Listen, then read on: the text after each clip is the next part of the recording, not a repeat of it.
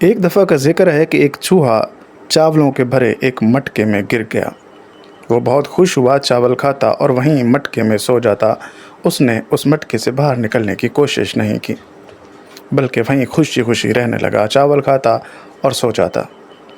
आहिस्ता-आहिस्ता वक्त गुज़रता गया और यूँ चावलों का भरा वो मटका खाली होता गया और चूहा मज़ीद नीचे धंसता गया। आखिरकार एक वक्त आया जब चावल ख़त्म हो गए, तो तब चूहे ने देखा कि अब खाने के लिए कुछ बाकी नहीं रहा, तो उसने उस मटके से बाहर निकलने की कोशिश की।